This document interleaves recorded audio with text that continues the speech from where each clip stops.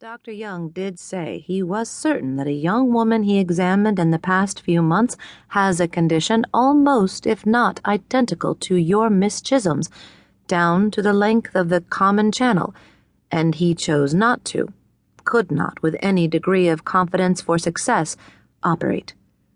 I would imagine that, if there is anything definitive to learn by having someone in Memphis, I recommend Davis, examine her, it would be to find out whether or not sphincter work is possible at this point.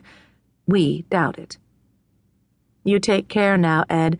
Living alone there, you take care not to overindulge in your favorite vices. I would complain and urge you to work a little bit at marrying again, but there is a part of me, as you know, that feels like you have always been the loner kind at heart, and that if you could get a bit of relief from wanton urges now and then, you'd be fine. But, I know, small town, etc., etc. I do wish you had some closer poker or drinking buddies than those backwater snobs in your town. Take a vacation and come see us. Or hell, just hide out in a hotel and I'll take you out on the town incognito. Yours, Ellis. He tucked the letter into his jacket pocket and took a walk down the path into the woods behind his house. Walking through the yard was like walking through some kind of medieval court, given all the peacocks standing around watching his passage as if he were a strange and sacred cow in their midst. He'd already persuaded the Chisholms to let him take Jane up to Memphis to be looked over there. Lied, and said it wouldn't cost anything, that they would consider odd cases for the value of learning more about them in order to treat others down the line. He rounded a corner in the trail and heard something and just did see the sprightly forms of half-grown children bounding away through a thicket like so many frightened deer.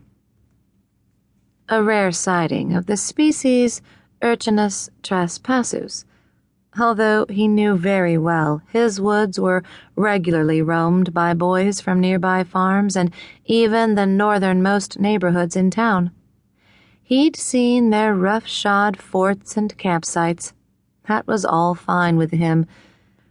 In his better moods, he'd pretend they were his own wayward, half-wild children, conceived in a sylvan, satirical dream, mythical forest creatures not to be tended like the mortal child. He didn't like knowing the little bastards shot songbirds with their air guns, but he had done the same as a boy.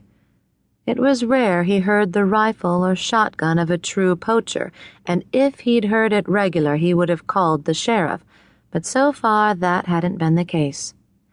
There were deer and hogs and turkey in here, he knew, and he suspected an ivory bill, maybe a pair. He only hoped some fool boy or man would not shoot one or both of those birds. He heard the call of a peacock deeper in the woods and thought, or them. He crossed the creek where it was shallow and narrow and walked through a little glade and then up a long sloping hill. At the top there was the old gazebo he'd built just after he and Let married. They'd loved to come out here, have a bottle of beer and a picnic. It was high up. You could see out over the woods, just a glimpse of glinting light on the lake a quarter-mile west at the end of the property. He knew those same boys, and their parents, trespassed to fish there all the time. By now, most knew he didn't spend much time in his own woods. They probably considered it public property for all they cared, and he practically did too, he supposed. As long as he knew he himself had access, and no one the right to tell him otherwise. He sat in the now neglected gazebo and remembered those Sunday afternoon picnics. No one could reach him there, with her, even if they came calling, even if someone was a-dying and a-crying. Oh, my Lord, he would not know it.